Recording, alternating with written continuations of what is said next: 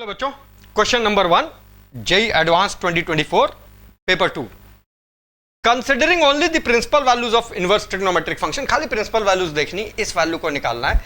क्योंकि बाहर tan है तो सबसे पहले सोचते हैं कि साइन इनवर्स 3/5 और कॉस इनवर्स 2/√5 को tan इनवर्स में कन्वर्ट कर लें। अब 3/5 में तो 3, 4, 5 पाइथागोरियन ट्रिपलेट है तो डायरेक्टली tan इनवर्स 3/4 दिख जाता है। 2 और √5 में अगर हम पाइथागोरियन लगाएं तो दूसरी वैल्यू जो है तुम्हारी 1 आ जाती है, तो ये बेसिकली tan इनवर्स 1/2 आ जाता है। ये प्रिंसिपल वैल्यूज पे डायरेक्ट रिजल्ट है। अब जब बात करते हैं इसके आगे जो हमसे पूछा गया है,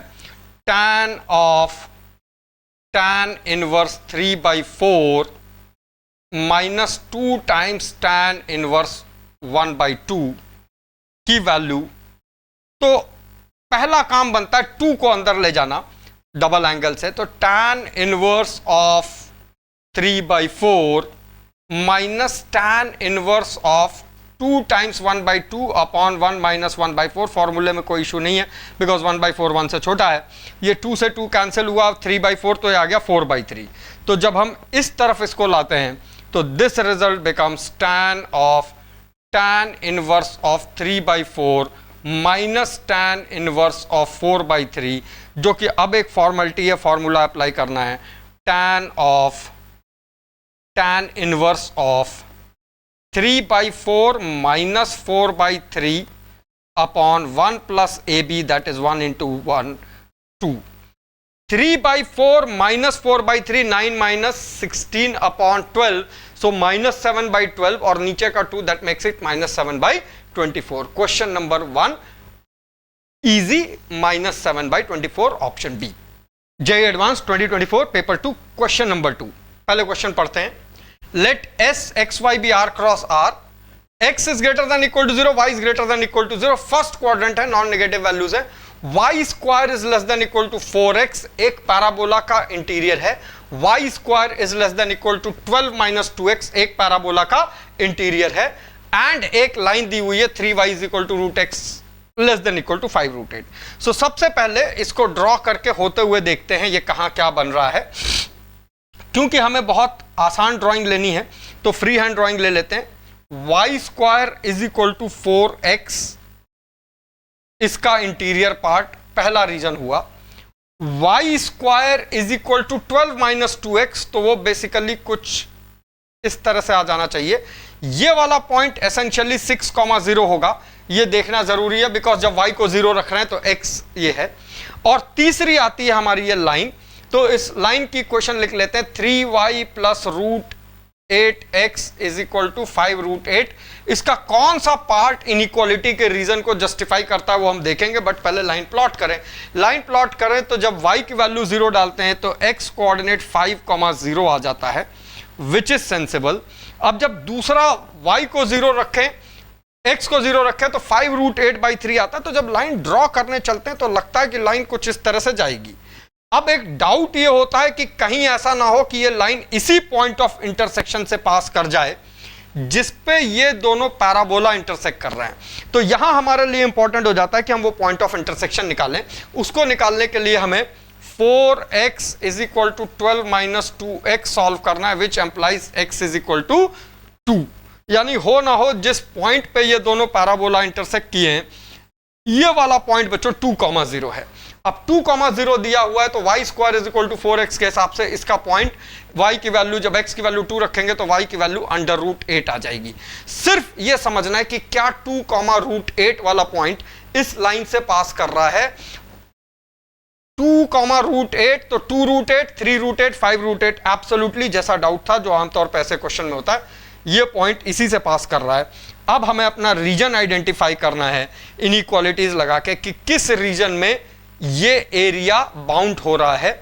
पैराबोला का इंटीरियर, दूसरे पैराबोला का इंटीरियर और लाइन का लेसर पार्ट, क्योंकि y कोफिशिएंट पॉजिटिव है तो कंफर्टेबली हम लेसर पार्ट आइडेंटिफाई कर लेते हैं किधर है। यानी ये वो रीजन है जिसका एरिया हमसे पूछा गया है। पूछा भी नहीं गया है, बेसिकली α√2 के बराबर कहा गया है और अल्फा की वैल्यू पूछी गई है। तो ये जो इधर वाला पार्ट एरिया का है, this we can get easily बच्चों with calculus area is equal to integral 0 to 2 y square is equal to 4x है तो y as a function of x 2 root x dx हो गया, प्लस जो दूसरा triangle का एरिया है that is half base into altitude, base 3 हो गया, ऑल्टीट्यूड रूट 8 हो गया, तो इसका एरिया डायरेक्टली आ गया 3 इंटू रूट 8 बाई 2। अब इसको सिंप्लीफाई करके सिर्फ कंपेयर करना है, ज्यादा बड़ा काम नहीं है। रूट एक्स का integral x root X upon 3/2 है, साथ में एक 2 ऑलरेडी मल्टीप्लाइड है, वैल्यू 0 to 2 तक जा रही हैं, और 3 रूट 8/2 इज बेसिकली 3 रूट 2। अब अगर हम इसको सिंप्लीफाई करें तो 0 पे तो 0 हो गया, तो ये आया तुम्हारा 4/3 और एक 2 8/3 root 2 plus 3 root 2, root 2 common ले लो, 8/3 प्लस 3, 3 इंटू 3 9 प्लस 8 17/3 हमारा डिजायर्ड रिजल्ट है। सिर्फ एरिया आइडेंटिफाई करना था, आइडेंटिफाई करने के बाद रिजल्ट डायरेक्ट हो जाता है। JEE advance 2024 paper 2 question number 3 limit का क्वेश्चन है। Let K belongs to R if limit x tending to 0 plus sine of kx plus cos x plus x raise to 2/x। अब limit के question में जब e to the power 6 दिया, सबसे पहले हम लिमिट का फॉर्म पहचानते हैं। तो जब x टेंडिंग टू 0 प्लस डालेंगे, ये वाली वैल्यू 0, ये वाली वैल्यू 0, cos ऑफ 0 1 है, तो हमें ये समझ में आता है कि ये 1 रेज टू इन्फिनिटी फॉर्म है, क्योंकि 2/x इन्फिनिटी जा रहा है, और 1 रेज टू इन्फिनिटी फॉर्म में e रेज टू f यानी बेस वाला फंक्शन -1 इंटू जी करते हैं, तो हम ये रिजल्ट अप्लाई करते हैं। एक अच्छी प्रैक्टिस ये है कि हम हमेशा लिमिट को इवैल्यूएट करने से पहले L मान लेते हैं, तो limit L is equal to limit x tending to 0 plus ना limit x tending to 0 plus के साथ e raise to limit x tending to 0 plus. अब fx -1 आएगा तो sine of k of x plus cos of x plus x -1 और बाहर 2/x multiply हो जाएगा। इस लिमिट की value e to the power 6 दी हुई है। हम अपनी अप्रोच पे इसको आगे प्रोसीड कराते हैं। Limit x tending to 0 plus वो जो 2/x है उसको अंदर पहुंचाते हैं। एक बार साइन ऑफ के x के नीचे x2 इधर रख देते हैं। ये ज्यादा चैलेंज इसलिए नहीं लगा रहा क्योंकि दोनों की डिग्री सेम है, इस पे वर्क करते हैं, थोड़ा स्पेस ले लेते हैं। x के साथ 2/x मल्टीप्लाई करोगे तो 2 रह जाएगा, प्लस एक तीसरा कंपोनेंट रह जाता है cos x -1 upon x into 2। अब एक एक करके इस लिमिट को समझना शुरू करते हैं। kx के लिए पहले k न्यूमरेटर डिनोमिनेटर में मल्टीप्लाई डिवाइड करते हैं। अब साइन kx और kx का रिजल्ट बन सकता है, लेकिन यहां साइन kx नहीं है, साइन ऑफ साइन kx है, तो हम एक साइन kx और मल्टीप्लाई डिवाइड कर देते हैं। अब बड़े ध्यान से समझना, sine of kx upon sine of kx, ये लिमिट 1 है, साइन 0/0 फॉर्म है। साइन kx अपॉन kx का कॉम्बिनेशन भी 1 है, बिकॉज 0/0 फॉर्म है, डायरेक्ट फॉर्मूला है। तो हमारे पास लिमिट बचती है e to the power limit x tending to 0 plus 2k plus 2। बची ये जो तीसरी लिमिट है, इसमें cos x -1 में ट्रिग्नोमेट्री लगाते हैं तो ये -2 टाइम्स साइन स्क्वायर x/2 आता है।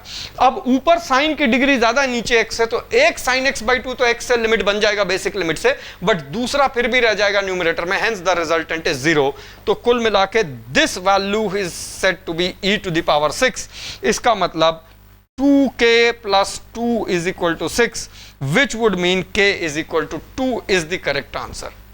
तो बच्चों question number 4 JEE advance 2024 paper 2। पहले क्वेश्चन पढ़ते हैं। Let f from r to r be a function defined by fx is equal to x square sine pi by x square, जब x 0 नहीं है, अदरवाइज 0। इंपॉर्टेंट यहां ये है बच्चों, ध्यान से देखो। ऑप्शन है fx is equal to 0, fx is equal to 0, fx is equal to 0, set of solution fx is equal to 0। यानी हमें ये question solve fx is equal to 0 के लिए करना है। जब fx को देखते हैं तो 0 पे वैल्यू 0 है, नॉन जीरो पे 0 होने की जिम्मेदारी x स्क्वायर की नहीं हो सकती क्योंकि वो नॉन जीरो है। यानी the responsibility of making it 0 goes by sine pi by X square. यही हमें एक स्टेटमेंट समझ में आता है, when x is of the form 1/√n, n belongs to natural number, तब ये sin x वाला कंपोनेंट sin π/x² 0 हो जाता है। अब वैसे नेचुरल नंबर लेने की जरूरत नहीं थी, इंटीजर ले सकते थे, बट चारों ऑप्शंस को देखो तो इंटरवल्स को देख के नेचुरल नंबर सफाइसेस। हमें ये वाली वैल्यू के हिसाब से इन ऑप्शंस को वेरीफाई करना है कि इनमें से कौन सा करेक्ट ऑप्शन है। अब क्योंकि ये क्वेश्चन बड़ा है, स्पेस ज्यादा है, तो what I have done is कि हमने इसी क्वेश्चन का एक स्नैपशॉट यहां दोबारा लिख लिया, तुम्हें रेफरेंस अब पता है। हम x को 1/√n लिख रहे हैं, n belongs to natural number. एक एक करके स्टेप बाय स्टेप चारों ऑप्शंस को देखते हैं कौन सा इनमें से सही है। पहला, इनफाइनाइटली मेनी सॉल्यूशंस, जब इंटरवल x का 1/10⁻10 टू इंफिनिटी जाएगा तो 1/√n रखेंगे, रेसिप्रोकेट करेंगे और स्क्वायर करेंगे, तो n की वैल्यू 0 से 10⁻20 जाएगी। इतना सिंपल था। चारों ऑप्शंस के लिए स्पेस क्रिएट कर लेते हैं। पहला ऑप्शन देख के समझ में आया कि इसके 0 to 10⁻20 में चाहे जितने भी ज्यादा सॉल्यूशन हो, काउंट हमेशा फाइनाइट होगा, सो पहला ऑप्शन गलत है। दूसरा कह रहा है, सेम चीज उन्होंने लिखी है, this time for x belonging to 1/π to infinity, x 1/π to infinity है, सो जब x को 1/√n रख के जो है रेसिप्रोकेट करके स्क्वायर करेंगे, सो n 0 to π² जाएगा। 0 to π² में फाइनाइट सॉल्यूशंस हैं, इनफाइनाइट सॉल्यूशन, नो सॉल्यूशन की बात दोनों गलत है, हैज नो सॉल्यूशन। 0 से π² में नेचुरल नंबर्स हैं तो सॉल्यूशन है। तीसरे ऑप्शन को देखते हैं।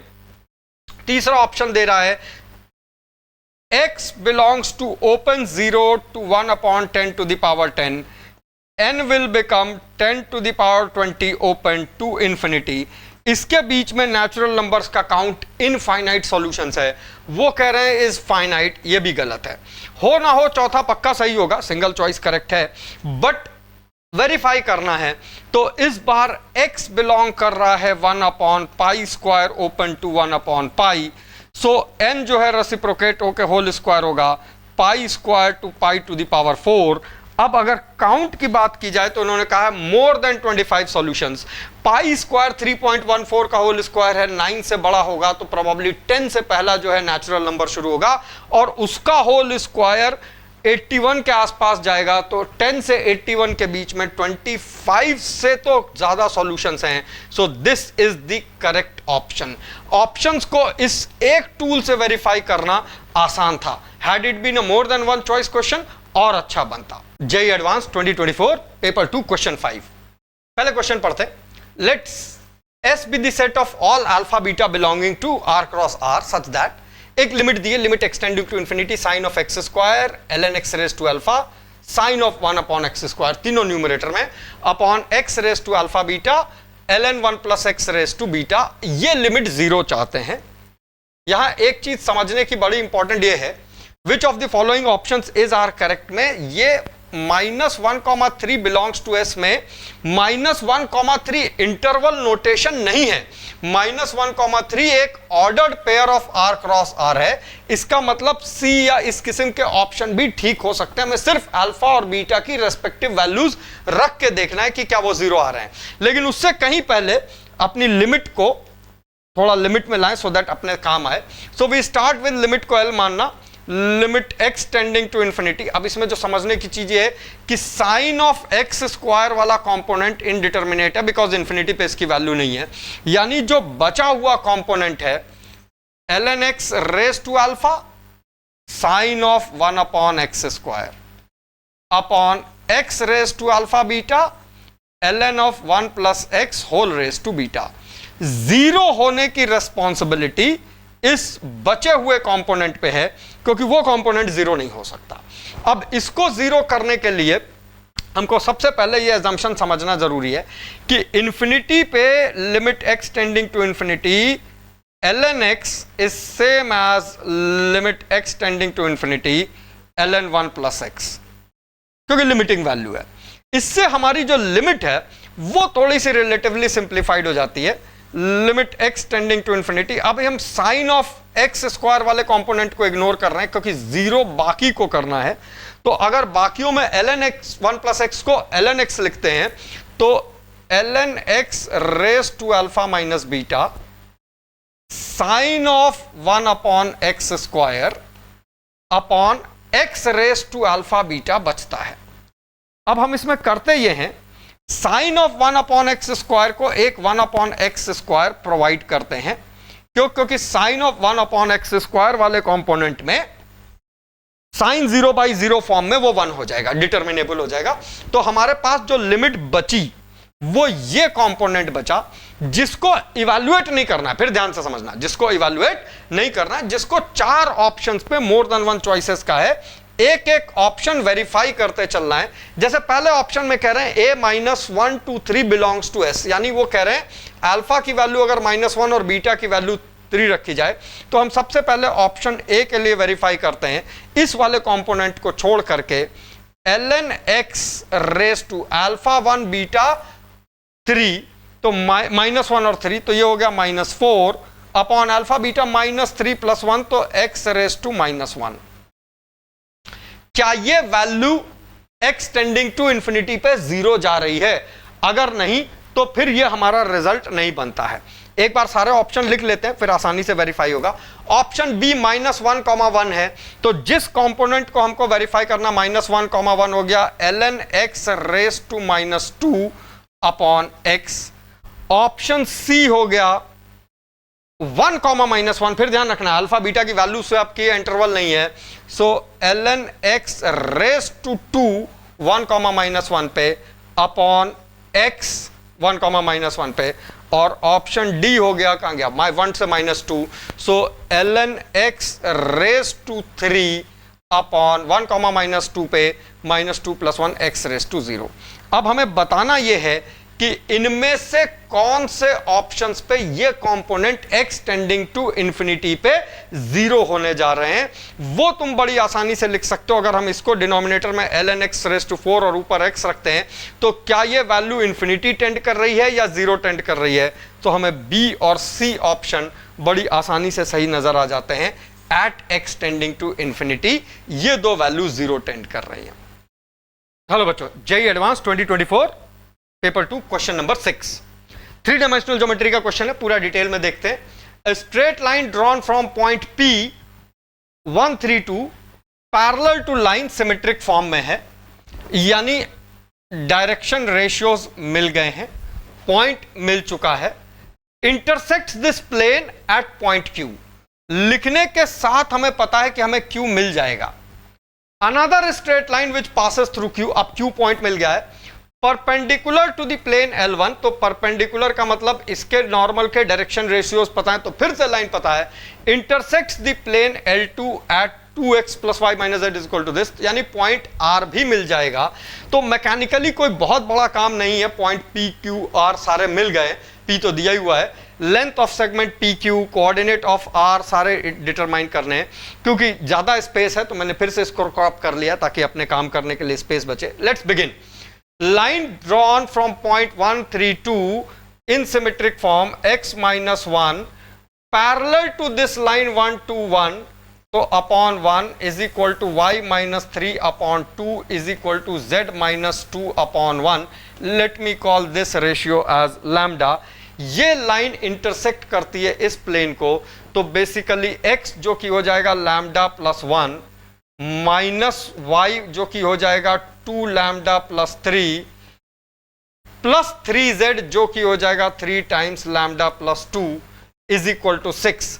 लैम्डा की वैल्यू मिलते ही हमें वापस पॉइंट Q मिलेगा, तो let us quickly evaluate lambda. 3 lambda + lambda 4 lambda - 2 lambda is 2 lambda.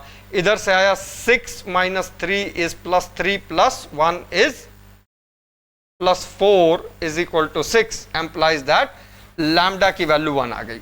अगर लैम्डा की वैल्यू 1 आ गई तो हमें Q के कोऑर्डिनेट्स यहां से मिल गए। Q इक्विवेलेंट टू आ गया, लैम्डा की वैल्यू 1 है, तो 1 + 1 2, 5, 3। हमारे Q के कोऑर्डिनेट्स 2, 5, 3 डायरेक्टली आ गए। अब जो आगे प्रोसीड करा रहे हैं, another straight line which passes through Q, दूसरी एक स्ट्रेट लाइन है जो Q से पास कर रही है, इस प्लेन को इंटरसेक्ट कर रही है परपेंडिकुलर टू दिस प्लेन। तो अगली लाइन की इक्वेशन लिखेंगे x माइनस 2 अपॉन, अब लाइन जो कि इस पॉइंट से पास कर रही है परपेंडिकुलर है एक गिवन प्लेन को, तो लाइन परपेंडिकुलर है प्लेन को, दैट मींस लाइन प्लेन के नॉर्मल के पैरेलल है और प्लेन के नॉर्मल के डायरेक्शन रेशियोज L1 के 1 माइनस 1 और 3 है, is equal to y minus 5 upon minus 1 is equal to z minus 3 upon 3। अब इसको अगर हम k मान लेते हैं तो हमें ये लाइन मिलती है और ये बता रहे हैं इस प्लेन पे इंटरसेक्ट कर रही है, तो हमें r के कोऑर्डिनेट्स मिलेंगे। डायरेक्ट करते चलो, 2 टाइम्स x की वैल्यू हो जाएगी k plus 2 minus y times, तो y की वैल्यू हो जाएगी 5 माइनस k और प्लस z की वैल्यू हो जाएगी 3k plus 3 is equal to minus 4। सिर्फ मैकेनिकल वर्किंग थी, 2k plus 1k 3k plus 3k that is 6k, 2 into 2 4 minus 5 is minus 1, minus 1 plus 3 is plus 2, वो plus 2 उधर जाके गया तो बना माइनस 6, तो k की वैल्यू आ गई माइनस 1। k की वैल्यू अगर माइनस 1 आ गई तो हमें एसेंशियली r के कोऑर्डिनेट्स भी डायरेक्टली मिल गए। अगर हम r के कोऑर्डिनेट्स रखें, k की वैल्यू माइनस 1 है तो r के कोऑर्डिनेट्स 1, 6, 0 टाइप्स आने चाहिए। अगर ये वैल्यू सही है तो हमें q, r, p तीनों कोऑर्डिनेट्स पता हैं। अब हमें सिर्फ ये चेक करके बताना है बच्चों इसमें कि ये कौन कौन से ऑप्शंस ट्रू हैं। ये बहुत बड़ा कोई काम नहीं रह गया करने के लिए। पहला कह रहे हैं लेंथ ऑफ pq, तो हमें ये PQ की लेंथ निकालनी है। देखते हैं 1, 3, 2 और Q2, 5, 3, सो 1 का डिफरेंस और ये 2 का डिफरेंस और ये 1 का डिफरेंस √6 बिल्कुल सही है। कोऑर्डिनेट्स ऑफ R ये गलत है, 1, 6, 0 है। Centroid of triangle PQR, QRP तुम्हारे सामने है, 1 प्लस 2 प्लस दिस 4/3 ठीक है, 6 प्लस 5 11 प्लस 3 14/3 है, 2 प्लस 3 5/3 है, ये सही है। The perimeter of triangle is, ये तीनों लेंथ निकालो, एक लेंथ √6 आ रही है, क्या बाकी दोनों लेंथ √2 प्लस √11 आ रही हैं? तो अगर हम Q और R के बीच के डिस्टेंस देखें तो 1, 3 एंड 1 है, तो ये 9 और 2, एक तो √11 का स्कोप दिख रहा है। क्या P और R के बीच के डिस्टेंस 2 है? तो यहां ये गलत हो जाता है, तो ये ऑप्शन गलत है। ए और सी हमारे सही ऑप्शन है। क्वेश्चन लेंदी हो बट अप्रोच प्रॉपर हो, देखना सिर्फ साथ पता चलता रहे कि क्या क्या हमें मिलता जा रहा है, तो वो डायरेक्ट हो जाता है। JEE advance 2024 paper 2 question number 7, let A1 B1 C1 be 3 points in the XY plane. Suppose that lines A1 C1 and B1 C1 are tangent to the curve. Curve हम जानते हैं पैराबोला है y square is equal to 8x at A1 and B1 respectively. तो सबसे पहले जो curve है उसको ड्रॉ करते देखते हैं ये क्या हुआ, क्योंकि फ्री हैंड ड्राइंग से काम चल जाएगा। y square is equal to 8x लिया हमने, अब y square is equal to 8x पे दो टैंजेंट बना रहे, बट C1 के कोऑर्डिनेट्स -4, 0 दिए हैं। तो कुछ इस तरह की सी स्थिति रही होगी कि एक टैंजेंट इधर गया है और एक टैंजेंट इधर गया है, बाई सिमेट्री -4, 0 से पॉइंट्स मार्क कर लेते हैं। A1 B1 C1 -4, 0। सिंप्लिसिटी के लिए एक बार वेरीफाई कर लेते हैं कि कहीं -4, 0 बाई एनी चांस डायरेक्ट्रिक्स वाला पॉइंट तो नहीं है, तो क्योंकि y square is equal to 8x है तो वो वैल्यू a की 2 है। अब हमसे जो पूछा गया है, O अगर ओरिजिन है तो OA की लेंथ, ऑप्शंस को देखते हैं, OA1 की लेंथ, A1 B1 की लेंथ और सेंट्रॉइड। O ओरिजिन है, ये हमें दे रखा है। तो जितना हम समझ पाए इसमें ज्यादा सोचने की जरूरत नहीं थी। इसको AT स्क्वायर, A की वैल्यू 2 है, 2AT 4T लिखो तो हमें पॉइंट मिलेगा। और टैंजेंट की equation TY is equal to x plus AT square, A की वैल्यू 2 है। जब ऐसा लिखते हैं और ये यहां इससे इंटरसेक्ट करता है तो ये वाला पॉइंट -2t स्क्वायर, 0 है। इसको कंपेयर करते ही हमें t की वैल्यू ±√2 मिल जाती है। क्यों? क्योंकि -2 से t स्क्वायर 2 आया, t की वैल्यू √2 मिली तो हमें हमारा 0.4, -4√2 मिल गया A1, और b मिल गया 4, +4√2 और b मिल गया 4, -4√2। हमें दोनों पॉइंट्स मिल गए। एटलीस्ट कुछ ऑप्शंस तक हम कंफर्टेबली वर्क कर सकते हैं। जैसे पहला option length of segment OA1, distance फॉर्मूले से निकालो या परपेंडिकुलर डाल के देख लो, ये लेंथ 4 है और ये लेंथ 4√2 है, सो ये तो 4√3 है। जो दूसरा रिजल्ट बच्चों उन्होंने लिखा है कि A1 B1 16 है, तो वो दिख रहा है कि A1 B1 4 और 4 8 है, 16 नहीं है। अब तीसरे और चौथे ऑप्शन में उन्होंने बात की है ऑर्थो सेंटर ऑफ ट्राइंगल। कौन सा triangle? Let's quickly shade it अगर जरूरत पड़ती है तो। दिस पर्टिकुलर ट्राइंगल, इसके ऑर्थो सेंटर की, orthocentre point of concurrency of altitudes है। तो अगर हम देखें तो एक ऑल्टीट्यूड तो हमें अपफ्रंट दिख रहा है, वो है डायरेक्ट C1 से ये परपेंडिकुलर। अब दो हैं ऑप्शंस, एक 0 0 एक 1 0। पहले 0 0 को वेरीफाई करते हैं। अगर 0 0 ऑर्थो सेंटर होता तो ये वाला एंगल 90 होता, ये वाला एंगल 90 होता। एक 90 होता तो दूसरा बाई सिमेट्री 90 होता, क्योंकि रिफ्लेक्शन है। तो किसी भी एक को वेरीफाई कर लो। इस लाइन टैंजेंट का जो स्लोप है वो 1/t होता है, तो ये ऑफ कोर्स 1/√2 है। और ये पॉइंट अगर 0,0 है और ये 4, -4√2 है, तो इसका स्लोप सीधे फॉर्मूले से y2 - y1 -√2 आ रहा है। स्लोप्स का प्रोडक्ट -1 है, ये एंगल 90 डिग्री, ये भी एंगल 90 डिग्री है। हो ना हो 0,0 ही ऑर्थो सेंटर है, सो D सही नहीं है, C सही है। एक छोटे डेटा का क्वेश्चन था, पैराबोला था, स्टैंडर्ड पैरामीट्रिक फॉर्म 80² 280 ज्यादा अच्छी हेल्प कर देता है इसमें। सो बच्चों, JEE advance 2024 paper 2 question number 8 functional equation का क्वेश्चन है, बट प्रोबेबली बहुत इजी फंक्शनल इक्वेशन है, ध्यान से पढ़ो। f from R to R be a function such that f of x plus y is equal to fx plus fy for all xy belonging to R, and g from R to 0 to infinity be such that g of x plus y is equal to gx into gy। दोनों initial Cauchy's functional equation है जिनके standard result हमें रटे हैं। अगर fx रटे in the sense, ये तो बहुत एलिमेंट्री लेवल पे पढ़ाए गए फंक्शनल इक्वेशंस हैं। fx प्लस fy है, implies that fx is kx। चाहो तो इसको पूरा वर्क करके निकालो, बट जरूरत नहीं है, बिकॉज ये तो वेरी बिगिनिंग वर्क कर चुके हैं। gx इंटू gy है, तो इसका मतलब है gx is equal to a⁻x। अब हम इन दो बेस फंक्शन से जो इनपुट में वैल्यूज दी है उनसे k की वैल्यू निकालते हैं। f ऑफ -3/5 यानी -3/5 k की वैल्यू 12 है, एम्प्लाइज k की वैल्यू -20 हो गई। सो fx बेसिकली -20x हो गया। इतना छोटा स्ट्रेट फॉरवर्ड कैलकुलेशन था। At the same time g of -1/3 की वैल्यू 2 है, तो g ऑफ -1/3 यानी a टू द पावर -1/3 की वैल्यू 2 है। तो अगर हम इससे वैल्यू निकालते हैं a की, तो हमें a की वैल्यू निकालते, बट a की वैल्यू निकालने की कोई खास जरूरत नहीं, क्योंकि g ऑफ -2 और बाकी की वर्किंग दे रखी है, तो हम इससे भी निकाल सकते हैं। But you may go head a⁻1 लिखोगे तो ये 8 आएगा, तो दैट मीन्स a की वैल्यू 1/8 है।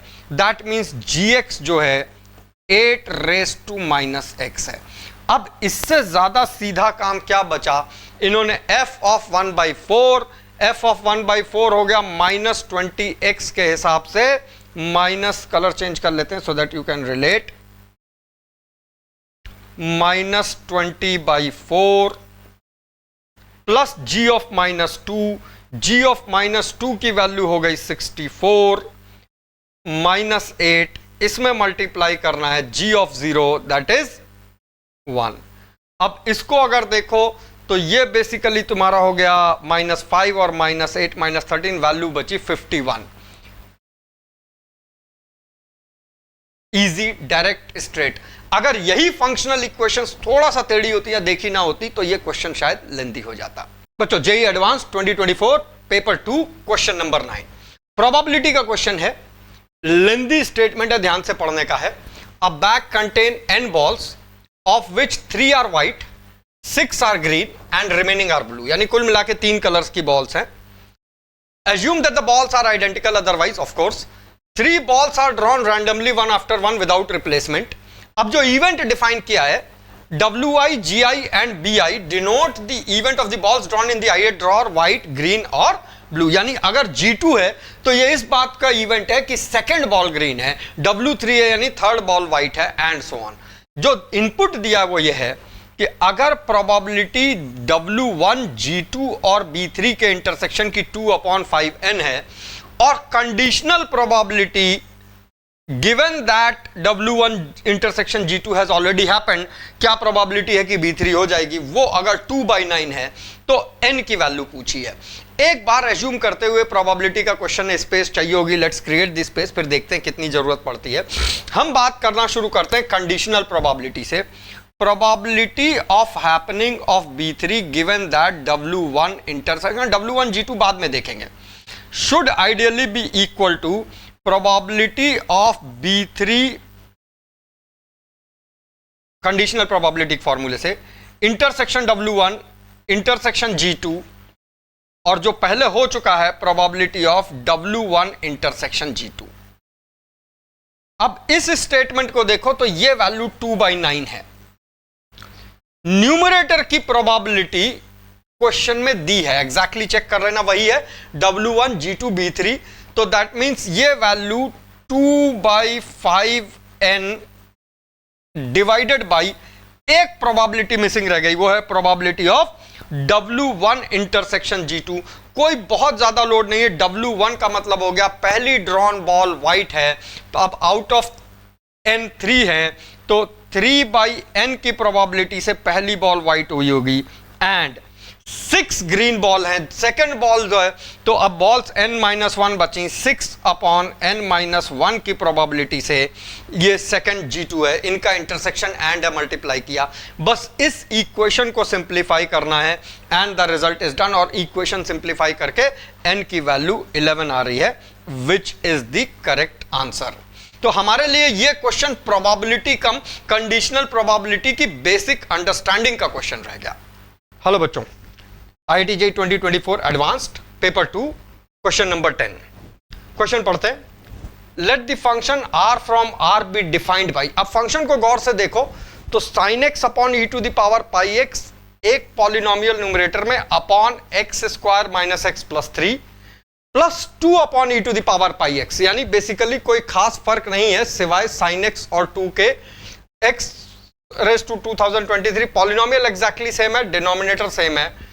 The number of solutions fx is equal to 0 के सॉल्यूशन पूछे हैं, तो अगर इसको सिंप्लीफाई करके देखें तो fx is essentially sin x plus 2 into the polynomial x raise to 2023 plus 2024x plus 2025 whole divided by e to the power pi x into x square minus x plus 3।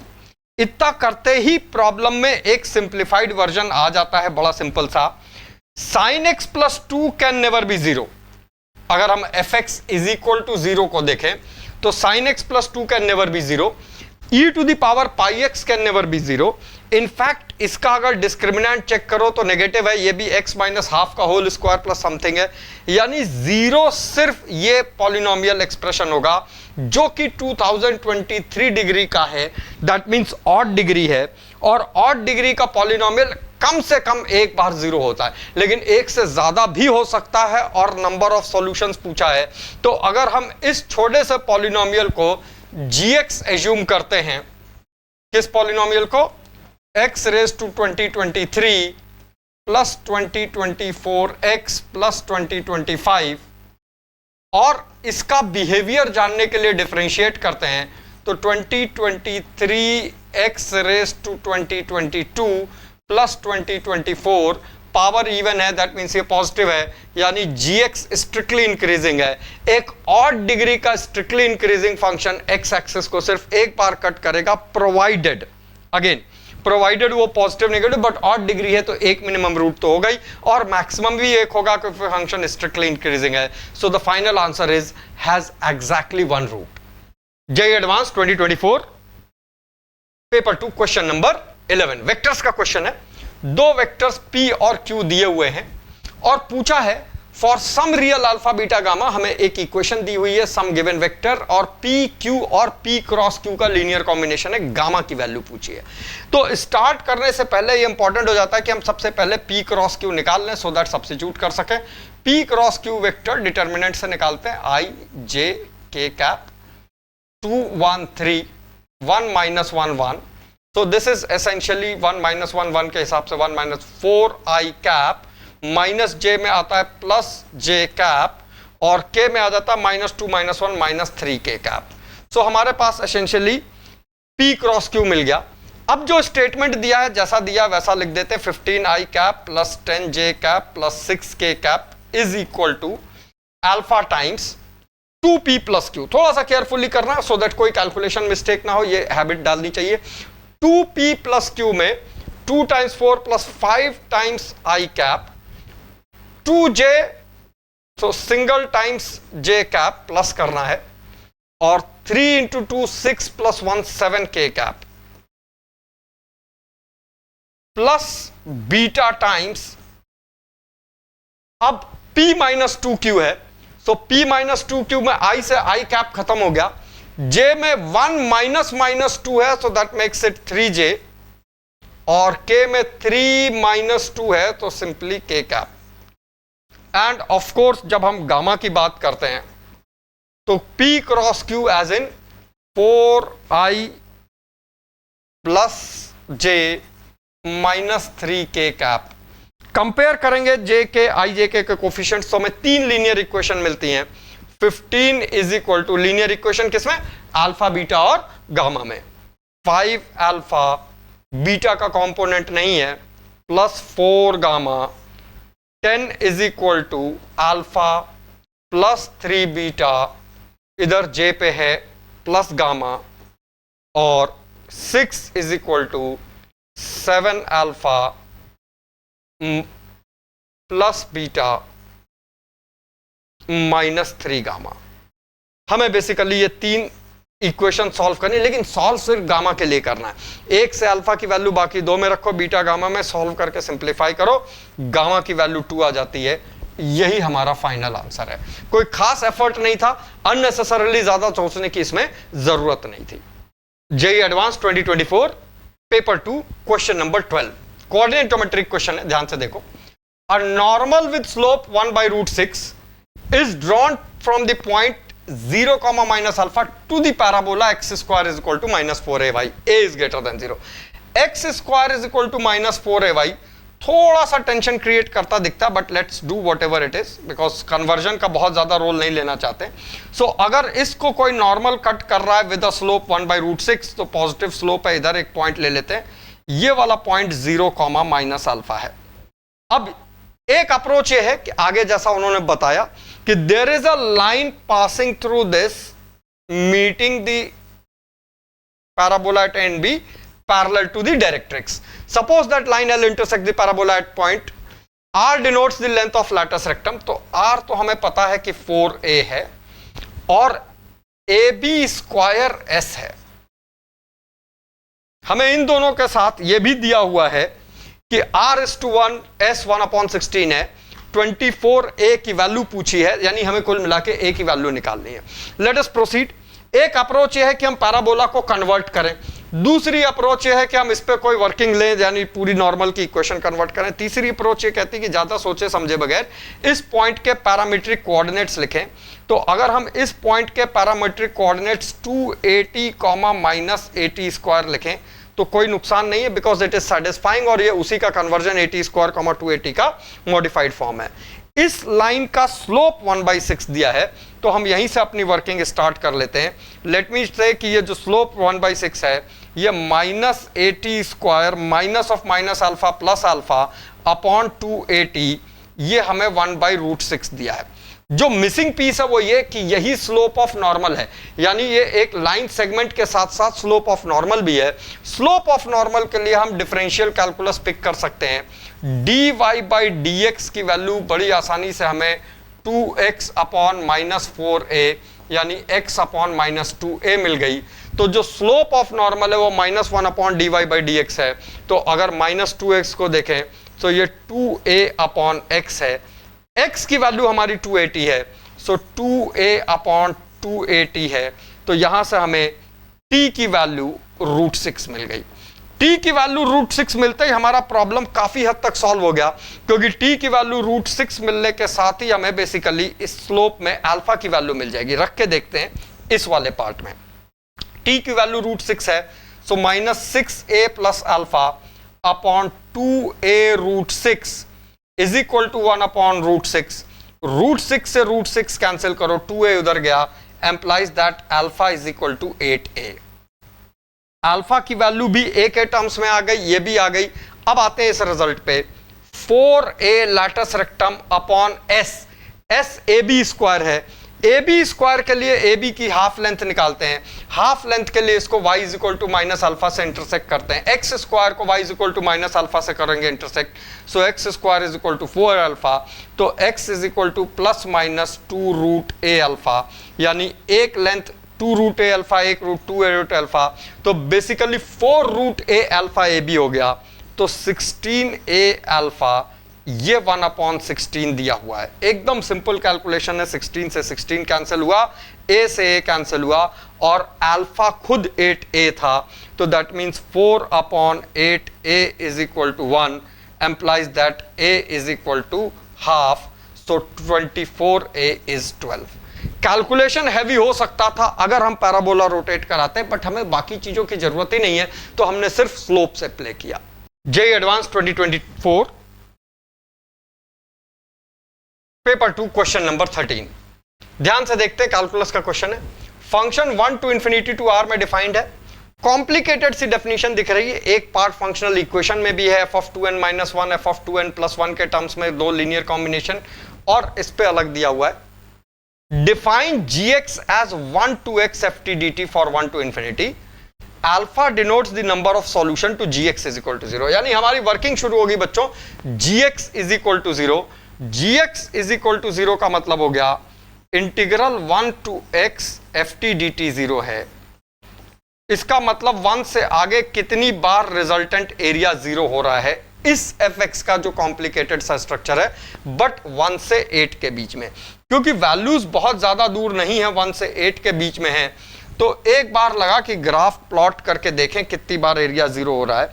तो शुरू करते हैं। अब इसको plot कैसे करेंगे, तो we will take 1 3 5 7 9।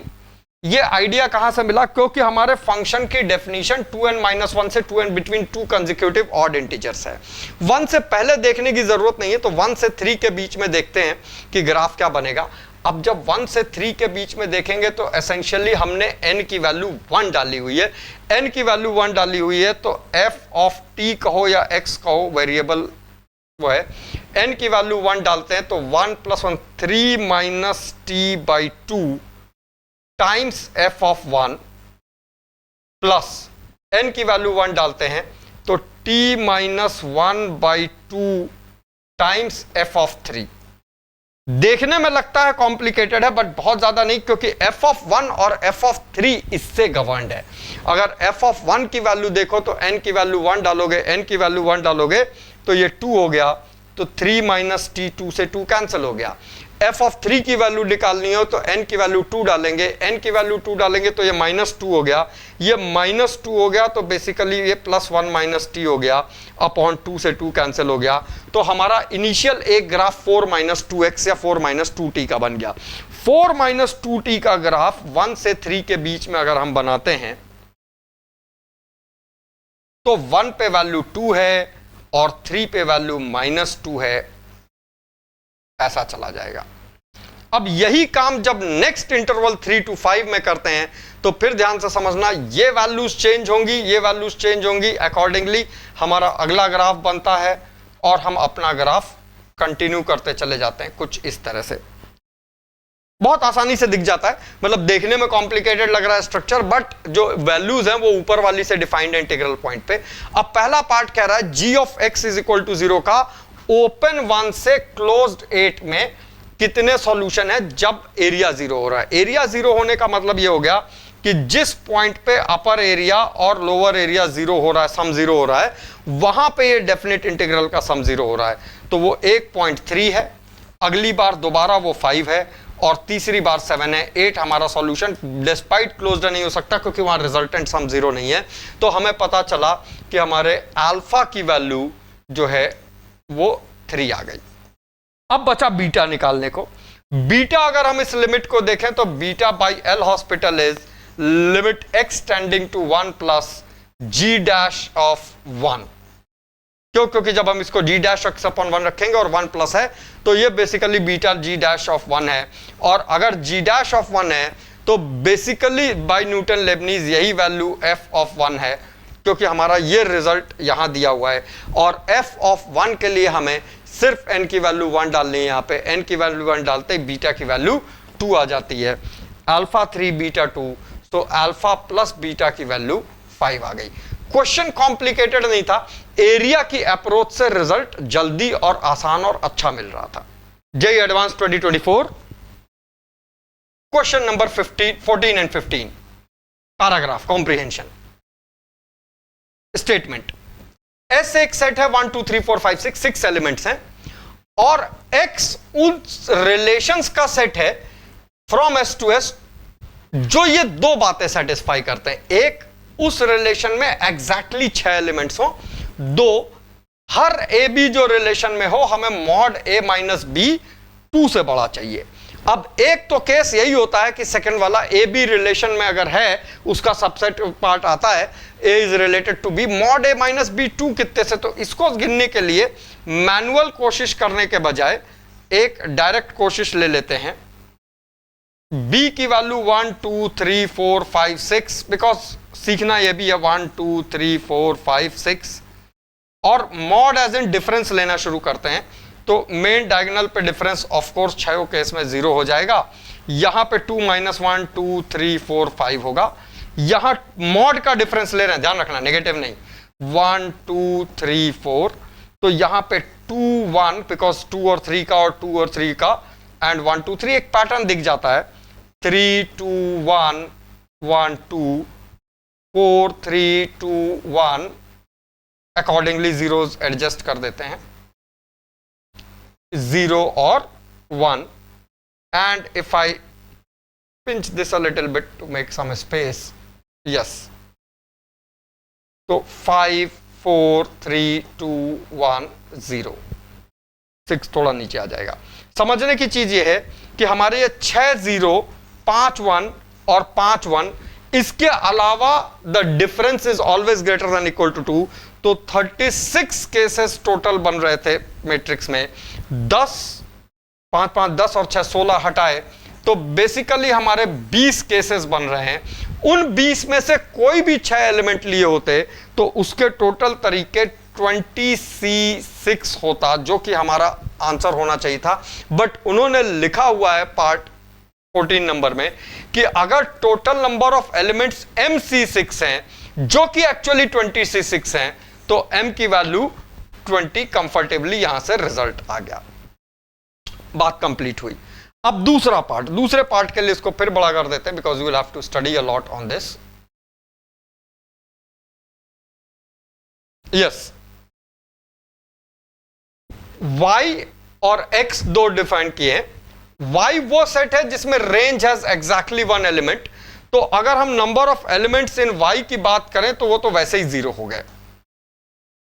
Range has 1 elements is not possible. दूसरा z जो R में बिलोंग कर रहा है, but R is a function from S to S। अब function from S to S में फिर ध्यान से देखो कि हमारे पास ऐसे केसेस हैं जिसमें सारे कॉम्बिनेशन अगर हम लेते हैं तो 4 एलिमेंट्स वाले, यानी जब हम A और B में से एक की वैल्यू 1 और 6 लेते हैं तो हमारे पास 4 केसेस बनते हैं। बड़े सामने सामने दिख रहे हैं, 4 केसेस बन रहे हैं इसके A और B के। तो 4 केसेस का मतलब 4 × 4 16 फंक्शंस बन जाएंगे। बाकी हर केस में हमारे पास 3 बन रहे हैं, इधर 3, एक इसको छोड़ के इधर 3, 2 इसको छोड़ के इधर 3 और इसको। तो दैट मीन्स हमारे पास हर केस में 3 raised to 4 का बन रहा है वो और ये भी आपस में मल्टीप्लाई होंगे फंक्शन के, ये हमारे टोटल नंबर ऑफ फंक्शन हो गए। क्यों? क्योंकि function R S to S में हम वो केसेस लेंगे जो इन दोनों बातों को सेटिस्फाई कराएं और जिनकी मैपिंग वन मैनी ना हो। तो वो वाले सारे केसेस हटाने के बाद हमारे पास ये वैल्यू 36 का स्क्वायर आती। स्क्वायर देखने की जरूरत इसलिए थी क्योंकि फाइनल आंसर के स्क्वायर के टर्म्स में दिया था, तो एब्सोल्यूट वैल्यू ऑफ के 36 आ जाती है। फंक्शन वाला पार्ट बहुत सिंपल है समझने के लिए, क्योंकि एन वाई तो जीरो है, तो एन जेड में जब हम फंक्शन गिनते हैं तो हमें यह समझ में आता है कि एक एलिमेंट, दो एलिमेंट्स के लिए 4 और बाकियों के लिए 3 मैपिंग है। 4 into 4 16 and 3 to the power 4 multiply करो, that actually comes out to be 36 square. JEE advance 2024 paper 2 question number 16 and 17 ध्यान से पढ़ते हैं। f from close 0 to close pi by 2 close 0 to 1 be a function defined as sin square x. g from close 0 to close pi by 2 from close 0 to open infinity be a function this one. Question number 16 में पूछा गया है 2 times integral 0 to pi by 2 fx gx minus 0 to pi by 2 gx। तो हम इसको start करते हैं 2 times 0 to pi by 2, हालांकि 2 लिखते नहीं है क्यों? क्योंकि fx basically sin square x है और gx under root of x into pi by 2 minus x है। तो जो 2 टाइम्स है इसी को एक बार और लिख लेते हैं, इंटीग्रल 0 टू पाई बाई 2। इस समय पे हम प्रॉपर्टी यूज कर लेते हैं 0 to a f x d x is equal to 0 to a f of a minus x. तो साइन स्क्वायर एक्स तो कॉस स्क्वायर एक्स हो गया, बट यहां कुछ खास पड़ा नहीं, x into pi by 2 minus x d x, साथ में minus 0 to pi by 2 gx दिया हुआ है। अब सिंप्लीफाई करके रिजल्ट देखो तो पहले दोनों के सम में sign square x plus cos square x 1 हो गया, तो दरअसल gx माइनस gx ही बचा, तो पहला रिजल्ट डायरेक्टली 0 है। अब आते हैं दूसरे वाले रिजल्ट की तरफ, जो थोड़ा सा कैलकुलेशन हैवी दिख तो रहा है बट कोई जरूरी नहीं है। 16 upon pi cube 0 to pi by 2 है। हम 0 टू पाई बाई 2 वाले बस इतने ही पार्ट को यूज करते हैं। तो हम ये मान लेते हैं कि जो एफ एक्स जी एक्स ये वाला इंटीग्रल है, ये 2 टाइम्स करके हाफ कर लो, integral 0 to pi by 2 under root of x into pi by 2 minus x है। कोई बहुत बड़ा इंटीग्रल नहीं है जिसके लिए हमें कोई डेफिनेट इंटीग्रल की प्रॉपर्टी रखनी हो। एक्सप्रेशन है a x square plus b x plus c के अंडर रूट का, तो हमें इसकी वैल्यू बड़ी आसानी से पाई क्यूब अपॉन 64 मिल जाती है। ये पाई क्यूब अपॉन 64 इसमें मल्टीप्लाई करते हैं तो वैल्यू 1/4 दैट मीन्स 0.25 आती है।